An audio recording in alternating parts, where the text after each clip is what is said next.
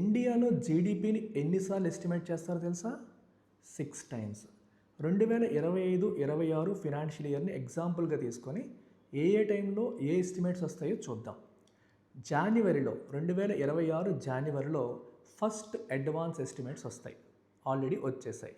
First advance estimates అనేవి first 7 to 8 months of data, ఆ financial ఇయర్లో ఫస్ట్ 7 to 8 మంత్స్ ఆఫ్ డేటాను base చేసుకొని చేస్తారు. ఇది ఎందుకోసం అంటే it helps in budget preparation. Budget మనకి 1st of February రోజు వస్తుంది.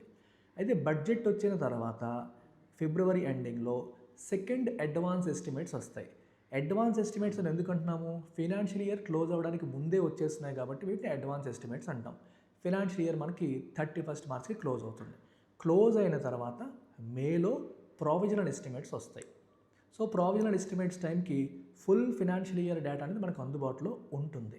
కాకపోతే ఈ డేటాలో కూడా మల్టిపుల్ రివిజన్స్ అనేవి అవుతాయి. తప్పుల్ని కరెక్ట్ చేస్తారు. ఇంకా మోర్ అథెంటిక్ కాంప్రహెన్సివ్ సోర్సెస్ నుంచి ఈ డేటాని తీసుకుంటారు. వీటి వల్ల ప్రావిజనల్ ఎస్టిమేట్స్లో ఉన్న డేటాని కూడా రివైజ్ చేయడం జరుగుతుంది. ఇలాంటి రివిజన్స్ 3 సార్లు జరుగుతాయి.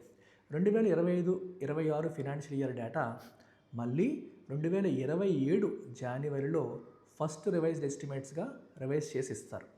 మళ్ళీ 2028 జనవరిలో సెకండ్ రివైజ్డ్ ఎస్టిమేట్స్, అది కూడా 25-26 ఫినాన్షియల్ ఇయర్ గురించే మాట్లాడుతున్నాను.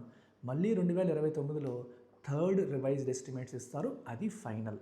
అంటే ఇప్పుడున్న ఆర్థిక సంవత్సరం యొక్క జీడిపి డేటా 2029 వరకు కూడా మల్టిపుల్ రివిజన్స్ దానికి జరుగుతాయి.